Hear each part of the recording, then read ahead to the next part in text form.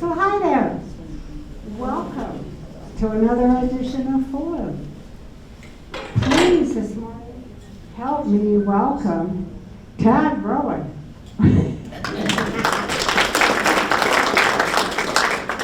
Fire chief, longtime Montrose resident.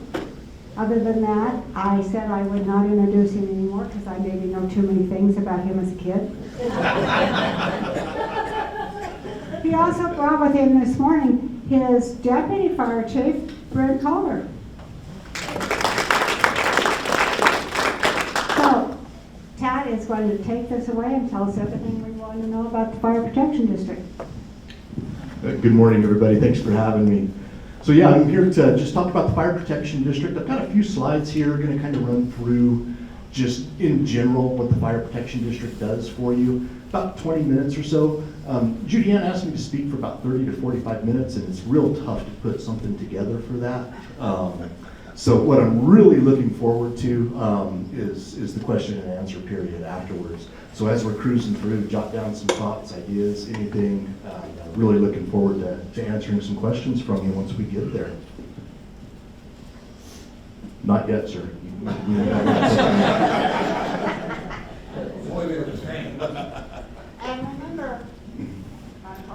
And remember, our format is that when you're ready to ask a question, you have to have the microphone in your hand.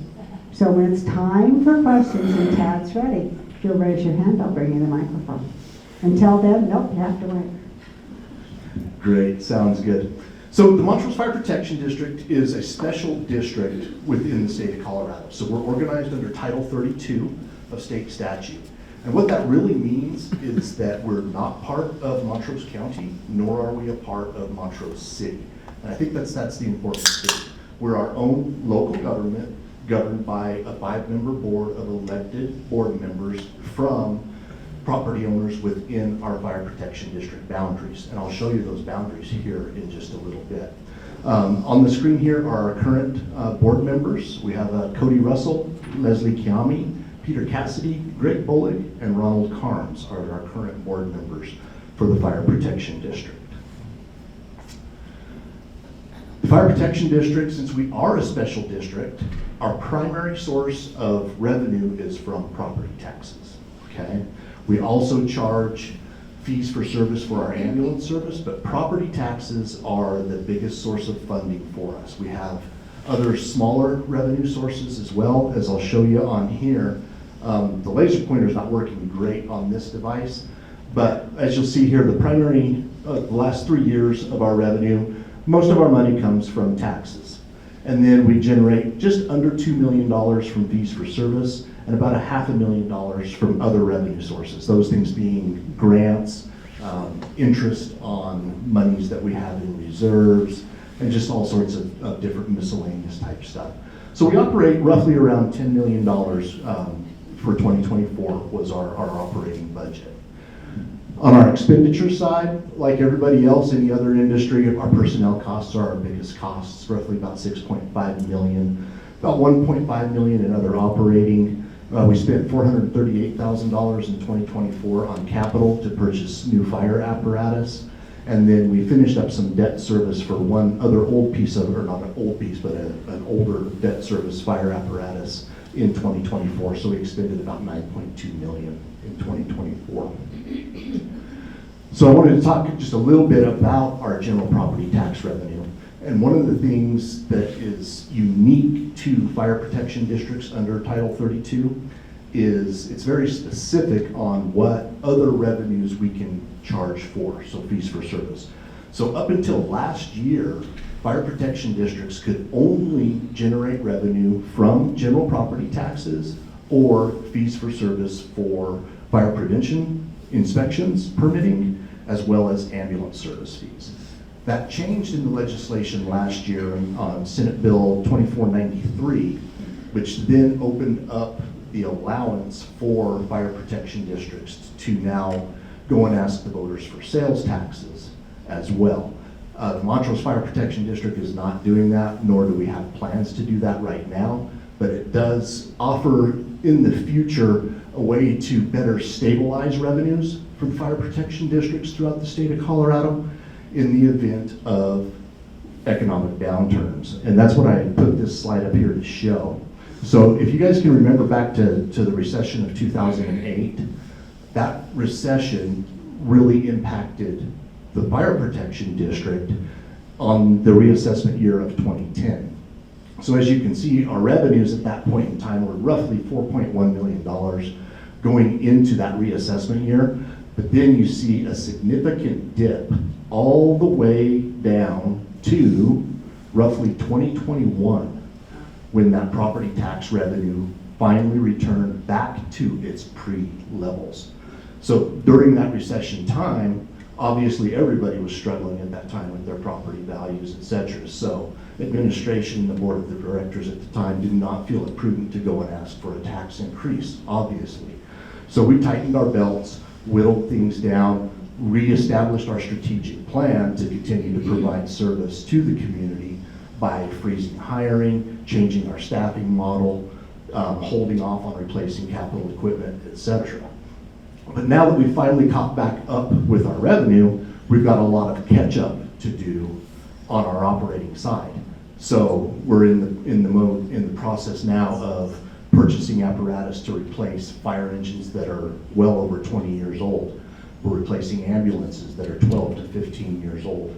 So we're doing a lot of that. And then we're also, as I get to the end of the presentation, we're also looking at acquiring land and constructing a new fire station to meet our growing service needs. So, and our intent is to do that without asking the community for further tax increases. So.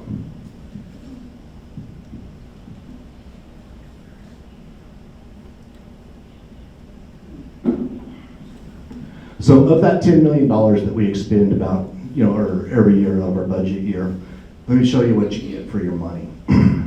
So at the Fire Protection District, we provide service out of 3 fire stations within our district. Station number 1, located at South 5th and Uncompahgre. It's our oldest fire station, and you guys, I'm sure, are all familiar with where that's at. It was built in 1980. That's our main station, it's our headquarters station. We have a 5-person crew out of there. It has 1 engine, 2 ambulances, a brush truck, a water tender. Our battalion chief runs out of that station, and that's also where our administrative offices are. Station 2 is located at Racine and Highway 550, so as you're going out south of town. It's the first substation that we constructed after we got our mill levy increase back in 2007. So that station houses 4 people when we're at full staffing. It has 1 engine. That's where we locate our ladder truck, the big tower truck that you see not very often, but every once in a while. It also houses an ambulance and a brush truck. And then Station 3 is located up just on the crest of Spring Creek as you're going west of town. It also houses a 4-person crew, 1 engine. It has 2 ambulances at that location, 2 brush trucks at that location, and that's where we also house our ATVs and remote access vehicles that are pulled by one of our smaller brush trucks. Because as I'll talk to you about what we do, a lot of times we have to go up into the hills, down the trails, to either get people or to access fires in the remote areas.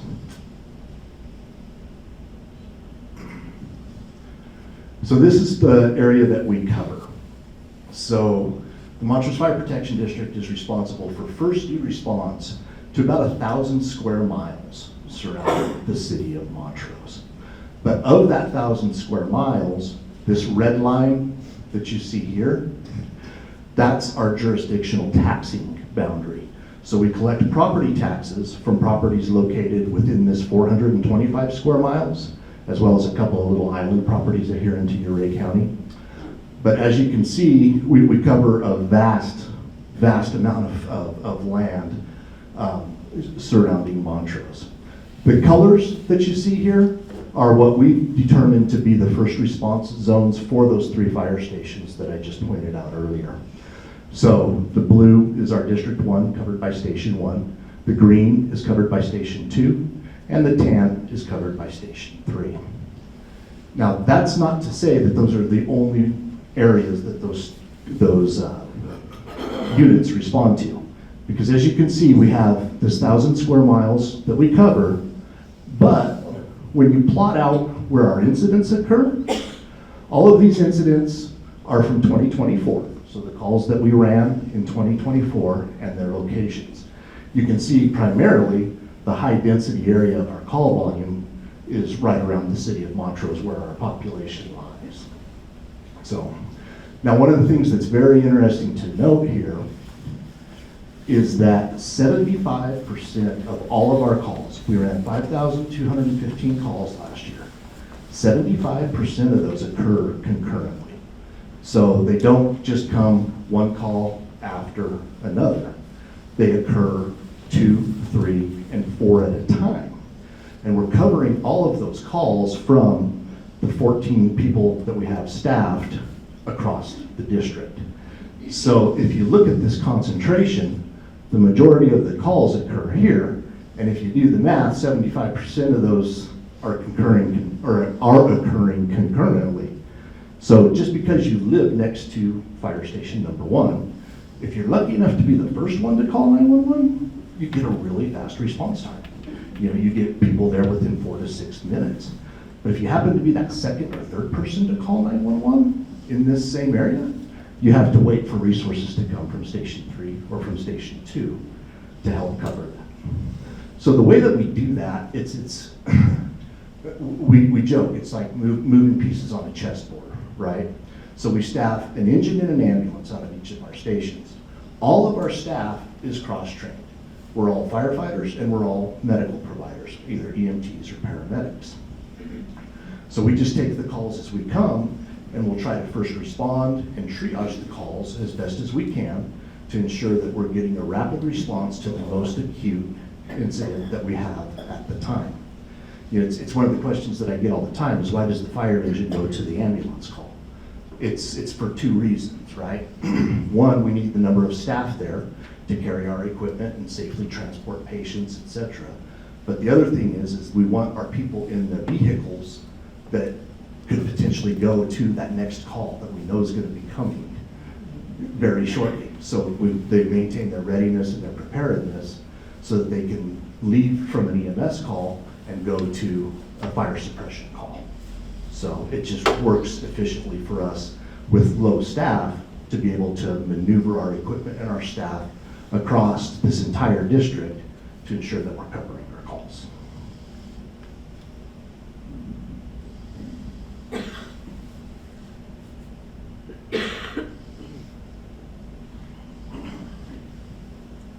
So I mentioned earlier, in 2024, we responded to 5,215 incidents. Here's kind of a general breakdown of what those incidents look like. Obviously, the majority of the responses that we have are emergency medical responses. So that's anything from slips and falls, to heart attacks, to automobile crashes, to gunshots, to stabbings, to overdoses, to whatever you can think of, we go to it, okay? And that's kind of encompassed in our emergency medical. When you look here, our fire response, we only did 137 fires last year, okay? Now, what we classify as a fire is a legitimate fire that we responded to and had to suppress, whether that be wildland, grass, or structure. 137 out-of-control fires that we went and suppressed and stopped from spreading throughout our community. As you kick over, though, you can run into good intent and hazardous condition calls. Good intent and hazardous condition calls are a lot of what we respond to. We consider them fire responses because, did anybody pay attention like the last couple of days? Has there been any smoke in the valley or anything going on there? Yeah. So a lot of smoke in the valley, a lot of agricultural burning going on. Some of those were out of control. Our crews have been very busy the last couple of days. I think this last 48 hours set, they ran 43 calls. A lot of medical, but a lot of fire calls as well. But some of those are, you know, a passerby going by a fire and saying, hey, this field's on fire. It may have not been reported. We have to respond, check it out, make sure that everything's good. So good intent or hazardous condition there.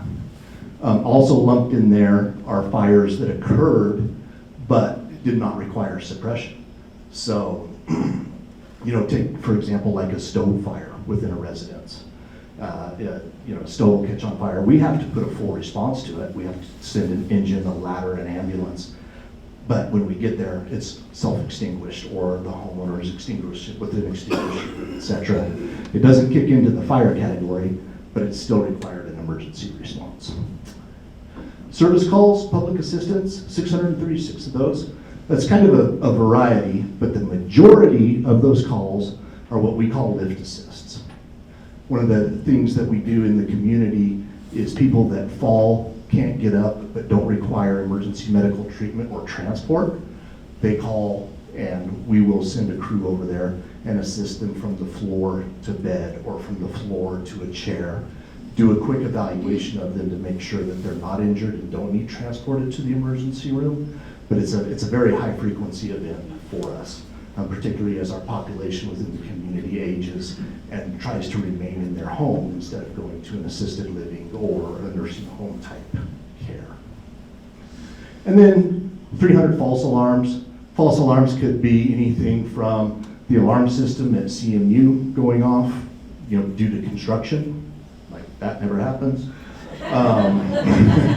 Smoke detectors that go off, a number of different things for false alarms there. So, and then just the next chart just kind of shows what that scatter chart or the map before showed. The majority of our incidents occur here where the main populace in our community is. So 3,315 out of District 1's response area and roughly 900 each, or 1,000 in District 2 and 900 in District 3. And that's where those calls originate from, not necessarily which station responds to those incidents.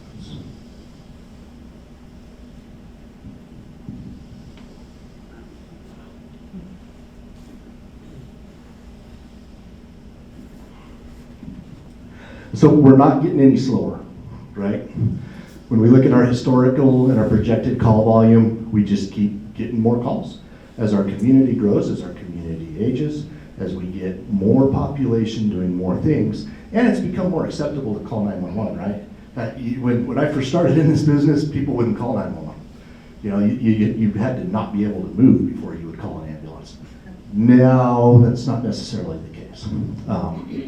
But as you can see, since 2010, you can see our call volume just historically goes up.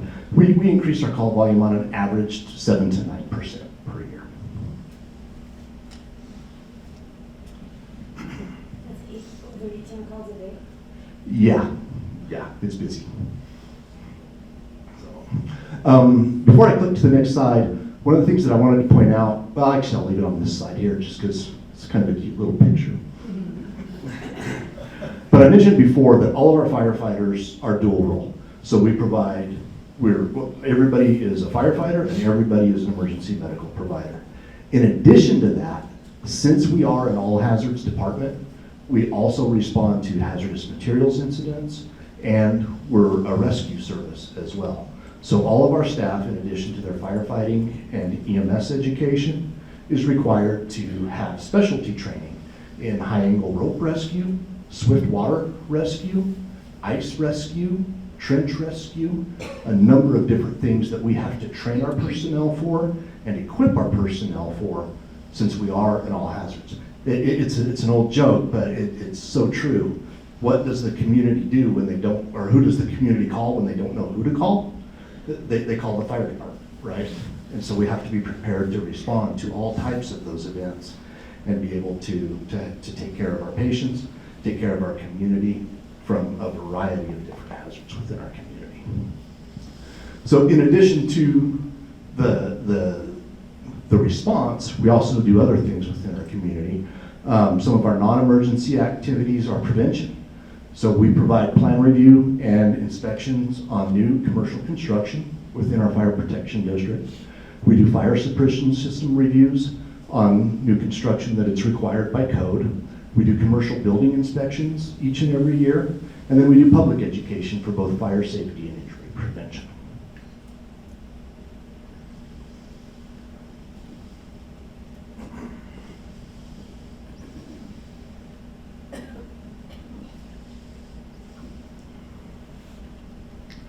So one of the last things that I want to talk about, when I read the promo that Judy Ann sent out for this, she referenced the recent Los Angeles fires and the past Marshall fire and some of those big events that everybody's aware of. So I just wanted to touch on what we do to try to prepare for such a large event in our community as well.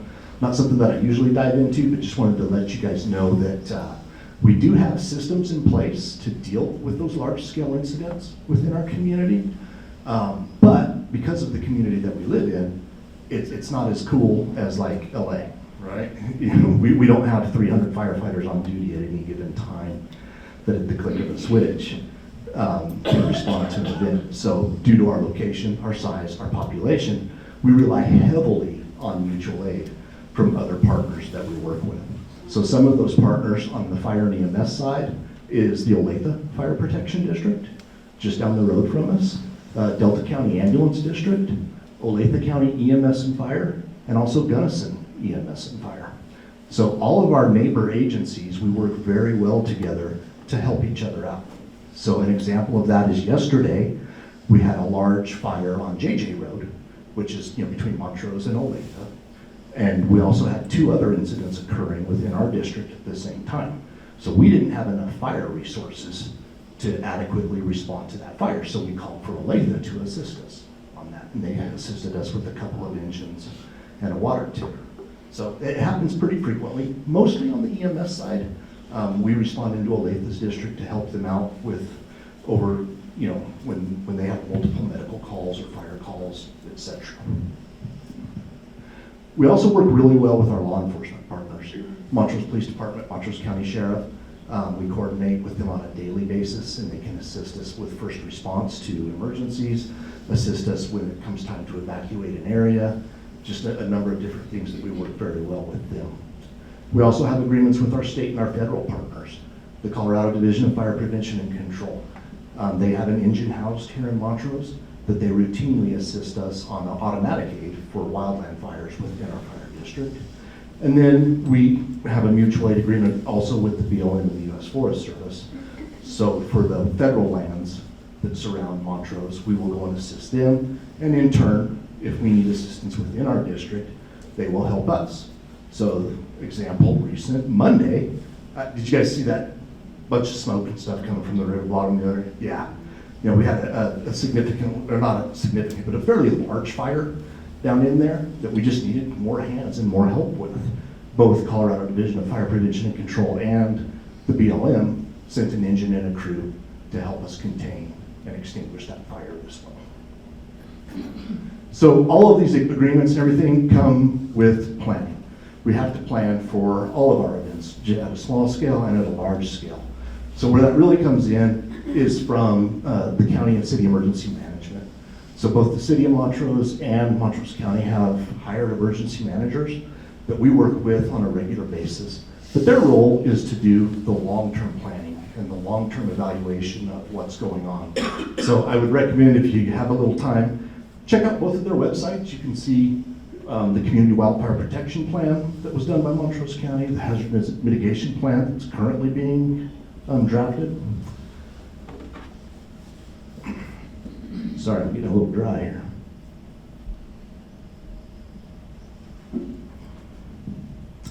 And then on the medical side, we also do a lot of planning and a lot of meeting and coordination with the medical resources throughout our community as well. So we participate in the Western Regional Trauma Advisory Council. That's a council that's made up of the regional healthcare facilities within here, as well as EMS agencies that we meet, coordinate, and plan for mass casualty incidents and those types of things. And then we also participate in the West Region Healthcare Coalition, which is similar, but their focus is more on the medical aspect of pandemics, outbreaks, disease, prevention, that sort of a thing. So what's next for the district? I'll pull this hot map back up again just to kind of show you, where those incidents occur. Where we're at right now is we are in need to construct another fire station within our community. Our goal is to get that accomplished starting in 2025, ending by 2026. So as you look at where the majority of our calls are, and you look at where the city and county's residential growth is occurring, it's occurring in this direction right here. So with the addition of the 6700 road project being completed and tying from the highway south towards East Oak Grove, we're in the process now of looking at a couple of different properties to purchase in this area with the goal of obtaining some property in 2025, as well as getting under contract for the construction of another fire station. And then following that, once that fire station is complete, what our plan is to vacate our existing Station 1's personnel, move them into Station 4 to operate out of, while we conduct a remodel of our existing Station 1, because if you haven't been in there in a while, I don't recommend it. But it needs a little love. So we can vacate that station, house our crews at Station 4 while that construction is being completed, and then in 2028, hire additional staff to restaff Station 1 so that we have complete staffing across all 4 stations. So it's a good plan, it's a needed plan, and it's a plan that'll work as long as our assessed values sustain. So if you go back to that historical general property tax revenue, right? We rely on that heavily. So as long as our assessed values sustain and we don't kick into lowered assessed values like we saw in 2010 through 2020, we should be able to make this plan work without coming to you for additional tax resources to make it happen. So, yeah, that's the dream, right?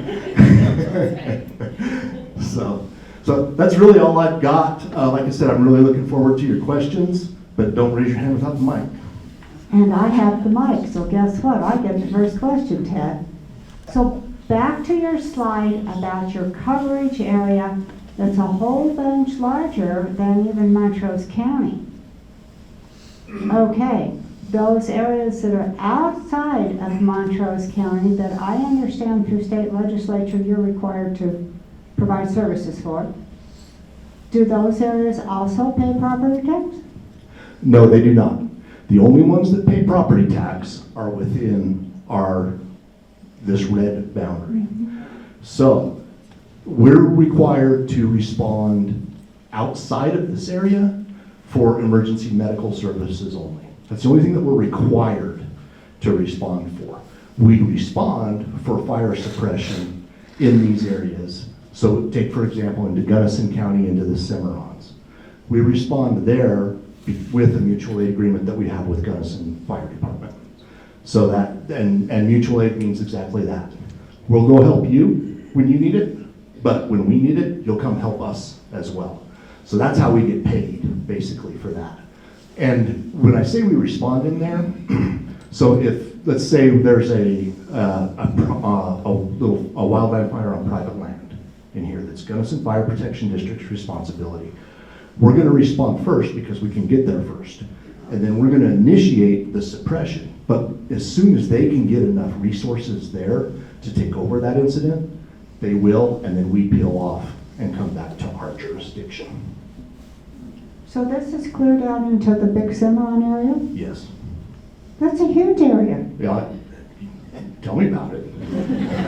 And you have approximately 12 people on staff at any one time? Correct. Wow. Yeah. It's like I said, it's a chess game. And to your point, we do have the ability to call back crews. So when we end up with a large scale incident, in here, and say we dump 2 stations of resource to it, we know that we're understaffed within our community, so then we will initiate a callback page and request anybody that's available off duty to come back and restaff our stations. Okay, your turn. So I have a couple questions. The first one is, where do I find the best resource if I live in the county and I want to landscape my property to help protect my home from wildfire? The best resource is the West Region Wildfire Council here in Montrose, Montrose and Ridgeway. They have staff that can come out and do an assessment of your property, tell you what they recommend to make your property fire safe, and then they also have resources where they can potentially obtain grant funding to help assist you with that landscaping, etc., to do some good mitigation on your property.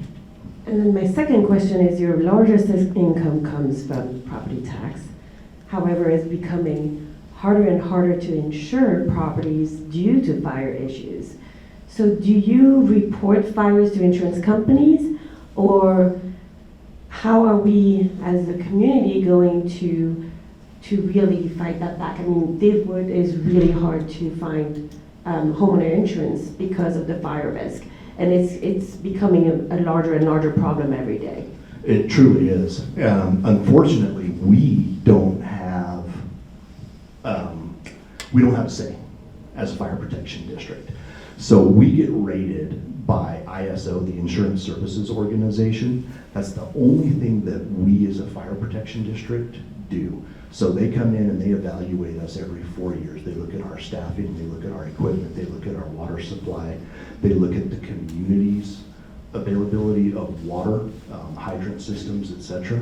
So there's a couple of factors that then come into play. We get rated, so currently we're rated as a 3Y fire department. But only a handful of insurance companies recognize ISO anymore. It's not the standard anymore.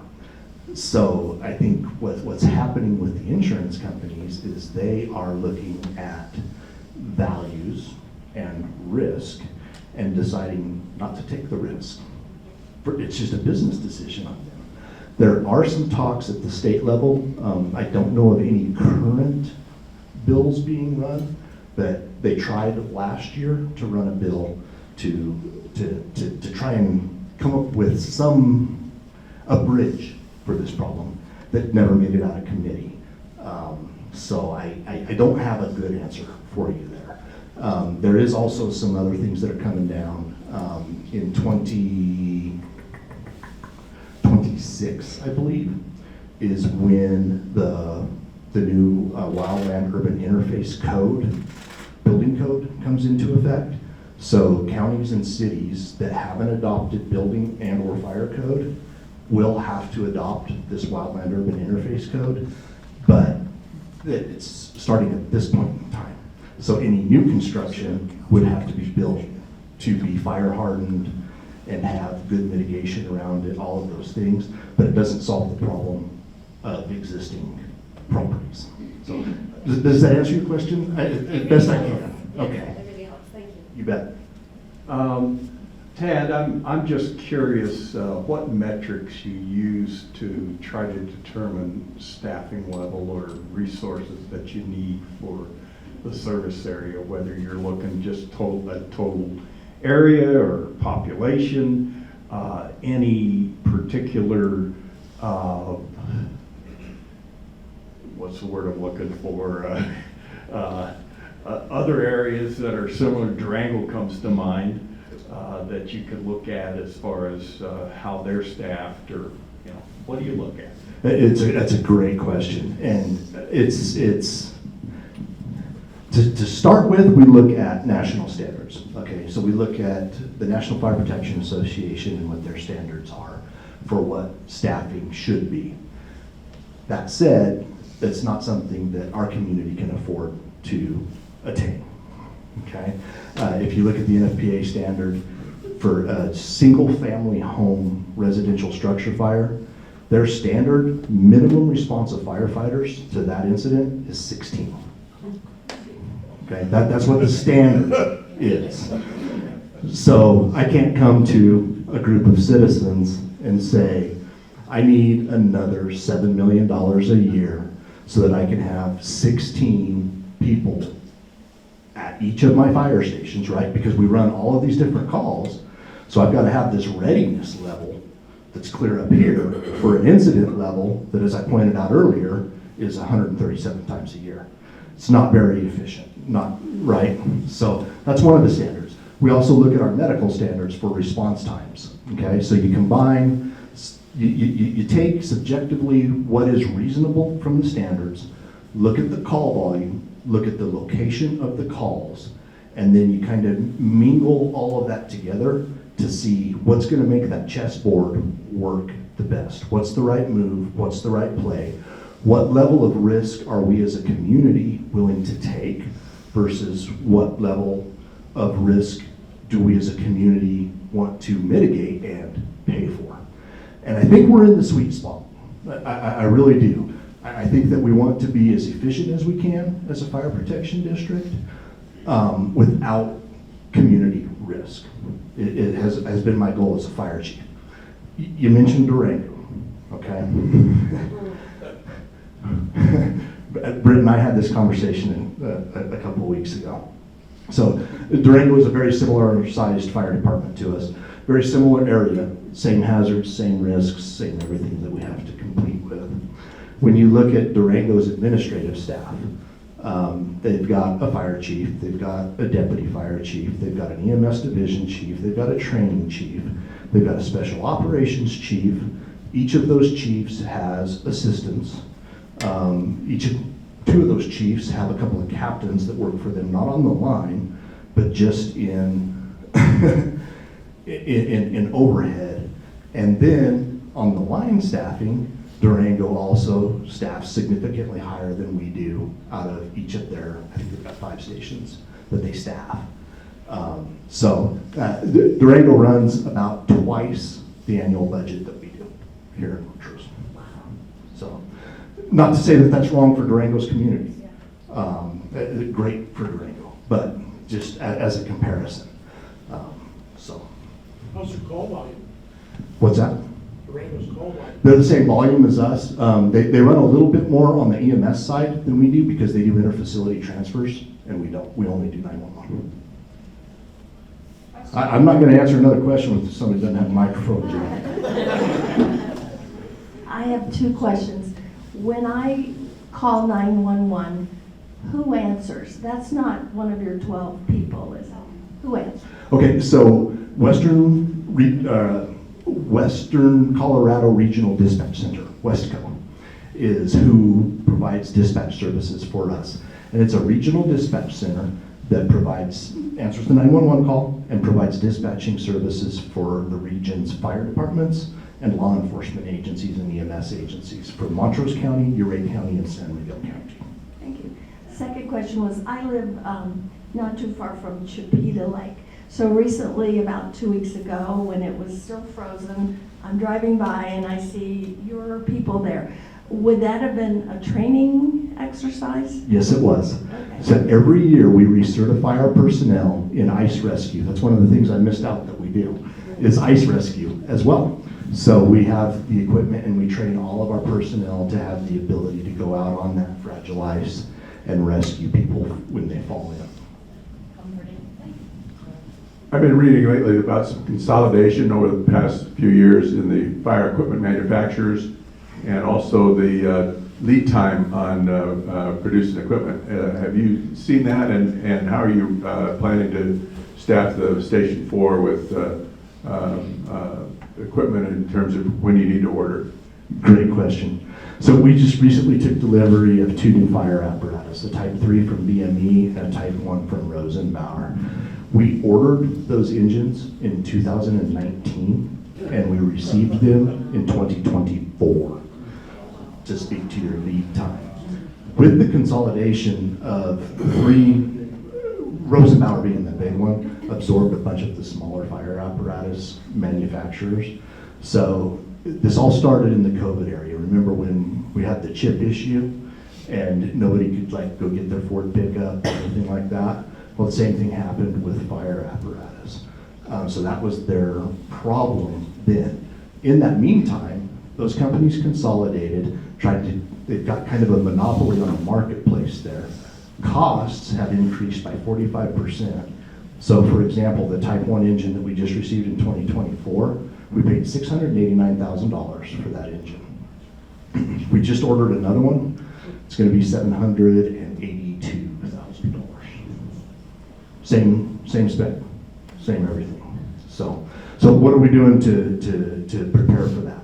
One, we really try to maintain and get the most out of our existing apparatus that we can. We have a 96 Pierce engine that we were going to replace with this Type 1 that we received in 2024.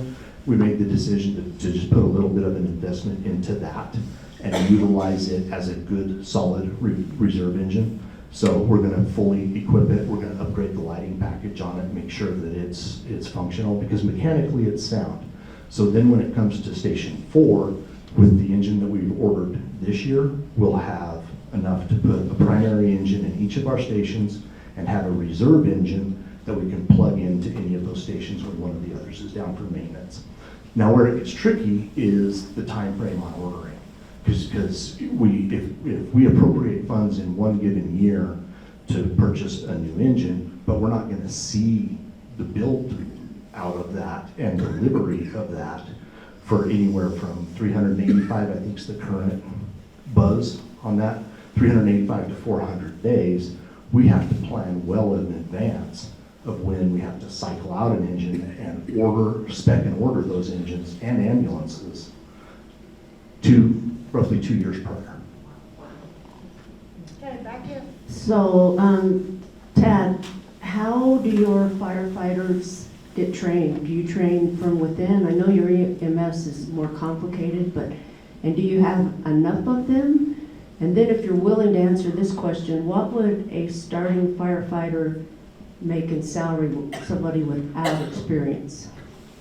Okay, let's start with the last one. So we're in the hiring process right now, and what we're specifying for this hiring, since we're replacing 2 that are vacating, we want somebody that's already trained. So we want somebody that's certified at a minimum of Firefighter 1, state of Colorado, as well as EMT Basic within the state of Colorado. And that starting wage is roughly $72,000 with benefits. And then they can, and over a 7-year step, they'll get to about the mid-80s to top out for our lowest level firefighter EMT Basic. Your first part of your question, So, we do both. Like, say if you had a young person that wanted to become a firefighter, what do they do? First and foremost, we don't train on the EMS side. So they need to go to EMT school first, go to paramedic school second, because then they become very marketable.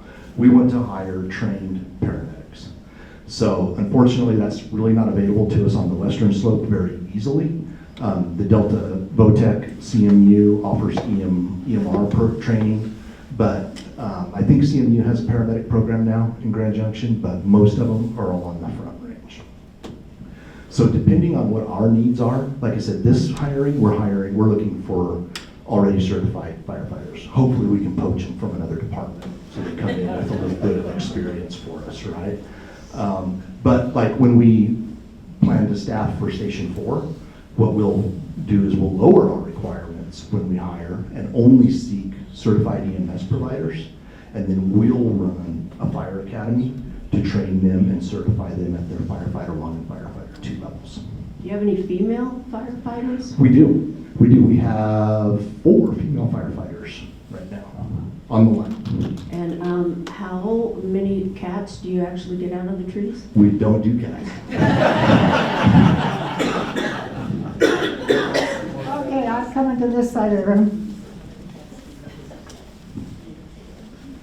Have you ever seen a cat skeleton in a tree? You made it down by themselves.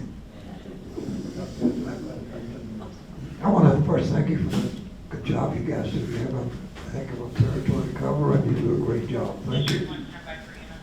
I'm concerned about the shortfalls in the firefighting staff among the BLM, the Forest Service, and the Park Service that I've been reading about, and I'm just wondering if you're strategizing with those agencies on how to deal with those potential shortfalls, because we do have a lot of wildland interface, and that could be very perilous for us if we don't have enough firefighters from the land management agencies to come to the cause.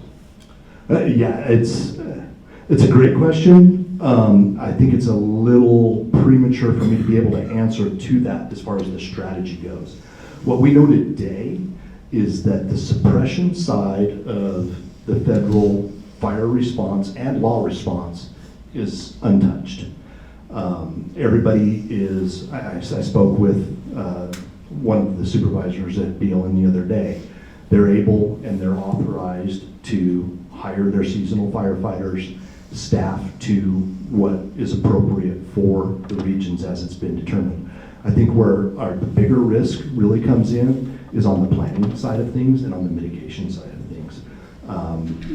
The Forest Service staff is being trimmed pretty significantly, which takes a couple of things, historical knowledge, experience, all of that away from preventing or being able to project what's appropriate for forest management within our area. And I think that's the bigger concern, but unfortunately that's outside my scope of any authority there. So, but as we stand today, our annual operating agreements are still in play. As we've been assured that from the BLM and the U.S. Forest Service side, that the firefighting staff, boots on the ground, have not been cut, nor have the planned air resources that'll come up in March, May, and run on contract through the summer. All of that is still on track to be supported. Yes. Hi, just a quick question on a personal note. What do you do when you have a fire hazard in your neighborhood and it has been reported to 911 twice and nothing's been done? I'm talking about tumbleweeds and weeds in a lot right behind me that have not been taken care of. I don't know who to call. I've talked to the property owner, I've talked to the 911. That's a great question. So, like I said at the beginning of my presentation, we're a Title 32 special district. Our primary and only real mission is the response and prevention of that fire code from a building standpoint. If you're in the city of Montrose, the city of Montrose has a code enforcement officer that can take care of that. And the reason that I say that is, as a special district, we don't have any law enforcement authority. So if when we're, say, doing our commercial fire inspections, if we come up with violations that we feel need to be fixed, then we have to go to either the city building department or the county building department and have them enforce that from the legal avenue to get that taken care of. So my answer to your question is, if you're in the city of Montrose, city code enforcement. If you're in the county, Montrose County Sheriff's Office code enforcement. Over here. Tad, maybe it's the weather, but this year I'm seeing a bunch of properties in the county outside of the city with huge piles of sticks, what amounts to perhaps trees cut or just bushes piled up. Somebody wants to burn those. Do they have to call you, or should they call you? And can they burn those?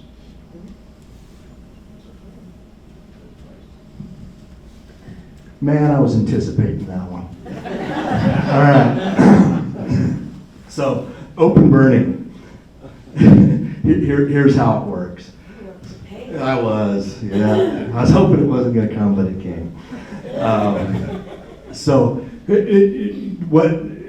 To answer your question specifically, in the county of Montrose, there's really no rules.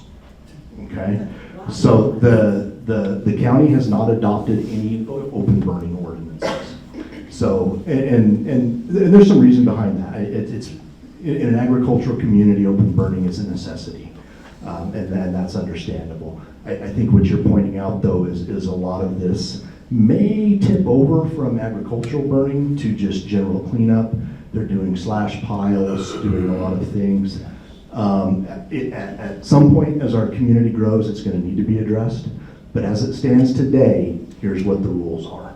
So in the county, there is no permitting that is required. Okay? For agricultural burning, we absolutely please request that they notify the dispatch center, Westco Dispatch, and let them know that they're going to be burning, and then to call them when they're done burning. But there's no law or requirement for that. Outside of agricultural burning, there is a statute that requires those burns be reported, but there's nothing within Montrose County that says you can't do that burning. Okay? So, and then what can happen is when conditions are bad, the sheriff can implement restrictions or burn bans.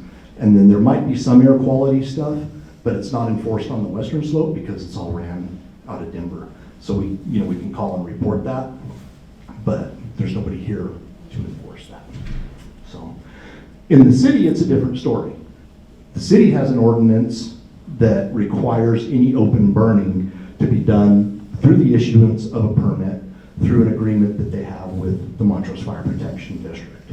So that permit has a bunch of specific requirements for compliance. So like in the city of Montrose, you can only burn organic materials. You can't burn trash. You can't burn those large slash piles unless we provide an exemption for that. So it has to be small piles. You can't burn close to a structure. We make sure that it's under adult supervision with adequate water supply. We rescind all permits on red flag days. So when it's windy, you can't burn in the city, which is a good thing. And then we require dispatch notification pre and post burning.